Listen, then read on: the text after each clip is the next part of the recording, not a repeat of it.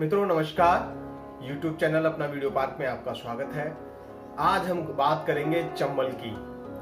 चंबल का नाम आते ही लोगों के ध्यान में चंबल के बागी, चंबल के डकैत, डाकू ये सब ध्यान आते हैं। यूं तो चंबल की पहचान और भी बहुत कुछ हो सकती है, लेकिन चंबल की पहचान बन गए उसके बागी। ऐसे ही एक बागी मोहर सिंह, उनके बारे में हम आज बात करने वाले हैं।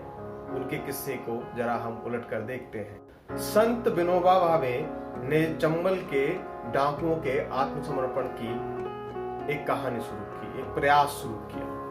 उनके प्रयास से चंबल के डकैतों ने बिना शर्त समर्पण करना प्रारंभ किया।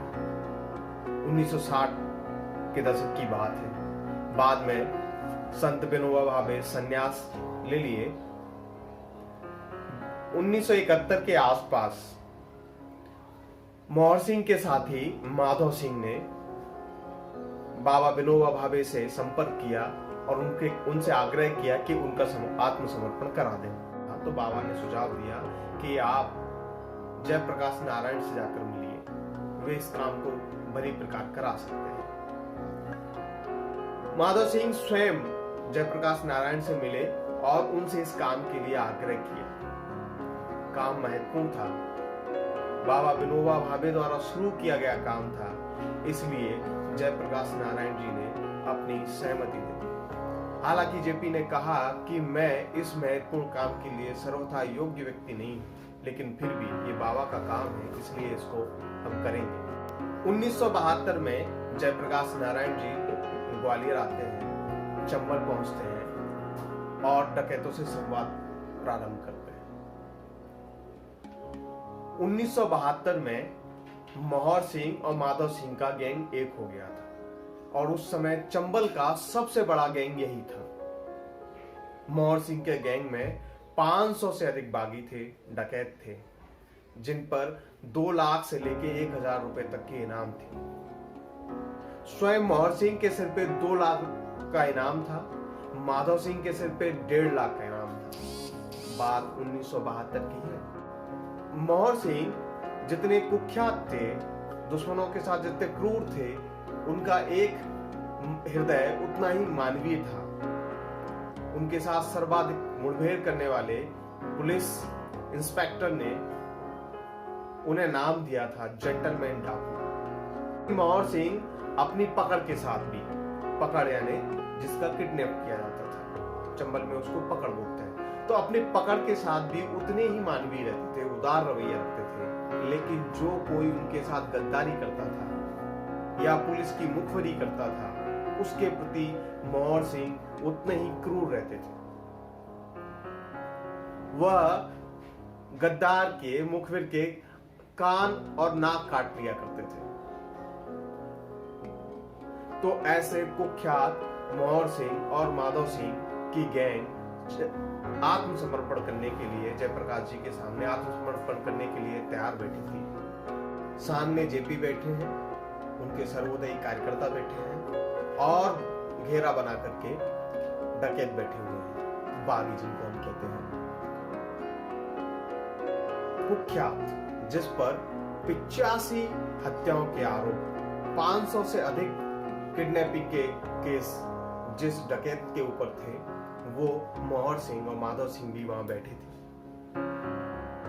और जब जेपी ने उनके आत्मसमर्पण की पूरी कहानी सुनी कि वे किस तरह आत्मसमर्पण के लिए तैयार हुए, क्योंकि किसी को भी ये भरोसा नहीं था, पुलिस प्रशासन को भी और यहां तक कि सरकार को भी, कि मोहर सिंह जैसा कुख्यात और ताकतवर बागी आत्मसमर्पण करने के लिए तैयार है। तो जेपी ने उनकी कहानी सुनी और कहानी सुनने के बाद, उनका अनुभव सुनने के बाद स्वयं मोहर सिंह से पूछा, अब आप क्या कहते हैं, कुछ और कहना चाहेंगे? तो मोहर सिंह ने बड़े दया भाव से या अपनत्व के भाव से आंखों में आंसू भर करके जेपी से कहा, अब हम कछु नहीं कहना चाहते, हम तो आपके सामने आ गए हैं, आपके सामने समर्पण कर दो है। अब जे सर जो है आपके चरणन में दद दो, अब चाहे तुम फांसी पे चढ़ा दो, लटका दो, चाहे कुछ और करो, हमको कुछ नहीं करना। हमको जामे और कुछ नहीं कहना।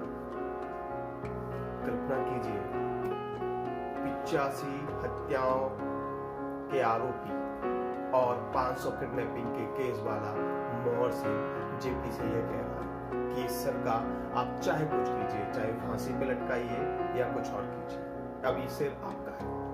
क्या जादू रहा होगा जेपी का बाबा विनोबा भावे का। खैर, लेकिन बाकी के जो डकैत साथी थे उनने कहा कि हम एक आश्वासन चाहते हैं कि हमको फांसी नहीं होनी चाहिए। आत्मसमर्पण की एकमात्र शर्त हमारी यही, हमारी कोई और शर्त नहीं कि हमको फांसी नहीं होनी चाहिए। इस बात के लिए जेपी ने भरोसा दिलाते हुए उन सबको कहा, धोखे से भी अगर किसी की जान चली गई तो आपकी और मेरी जान एक ही है। मैं अपनी जान उपवास कर करके दे दूंगा। जेपी के इस भरोसे पर 500 लोगों के साथ मोहर सिंह और माधव सिंह ने आत्मसमर्पण किया। यह चंबल का सबसे बड़ा आत्मसमर्पण था।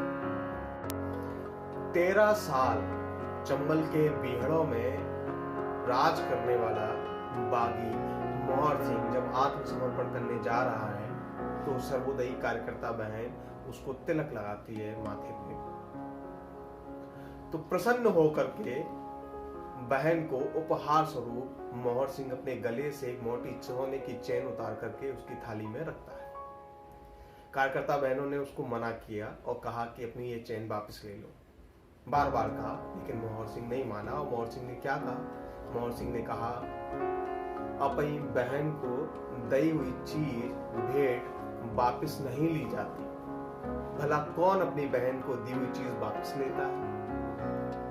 ये मोहर सिंह के बयान। खैर, जब मोहर सिंह से पूछा गया कि आप जो है आपको इस जंगल में कैसा लगता है, बीहड़ों में कैसा लगता है, उसने बोला किसी को भी अच्छा नहीं लग सकता, कतई अच्छा नहीं लगता, नए खूनी को नहीं लगता। हम सब अपने बच्चों के साथ, बंधु बांधवों के साथ, परिवार वालों के साथ रहना चाहते हैं। मजबूरी में हमने इस जगह को चुना। उससे पूछा कि आपने कौन सी मजबूरी थी, वो कौन सी घटना थी? तो उसने बताया, 37-38 साल के मोहर सिंह ने बताया कि हमारी सारी जमीन जबरदस्ती कब्जा कर ली और पुलिस वाले हमारी मदद करने की जगह हमें ही लठ मार रहे और हमको जेल में, थाने में बंद कर दे रहे। जब जमीन ही चली गई तो इस अत्याचार से पीड़ित होकर के हमने बागी होने का रास्ता चुना। मोहर सिंह को रामायण बहुत पसंद थी। हालांकि मोहर सिंह पढ़ा लिखा नहीं था, वह निपट निरक्षर था, लेकिन रामायण उसको बड़ी प्रिय थी। वह रामायण के चौपाइयां सुना करता था अपने मित्रों से। रामायण का पाठ वो कर नहीं सकता था, इसलिए वो अपने मित्रों से उसकी चौपाइयां सुना करता था। उसको रामायण में बड़ा रस मिलता था। तो ऐसे मोहर सिंह ने जब आत्मसमर्पण किया तो 20 साल की उसको सजा हुई, लेकिन उसके अच्छे आचरण के, जेंटलमैन डाकू के अच्छे आचरण के कारण से सरकार ने उसकी सजा जल्दी माफ कर दी और वह बाहर आ गए जेल से। बाहर आने के बाद वह लोकतांत्रिक ढंग से चुनाव प्रक्रिया में शामिल हुए और स्थानीय चुनाव भी उन्होंने जीता। तो मित्रों, आज इसी अध्याय के साथ, इसी किस्से के साथ हम अपने इस वीडियो ब्लॉग को समाप्त कर रहे हैं। फिर किसी एक नए अध्याय किस्से के साथ आपके साथ फिर बात करेंगे। तब तक के लिए आपसे विदा चाहते हैं। जय हिंद, जय भारत।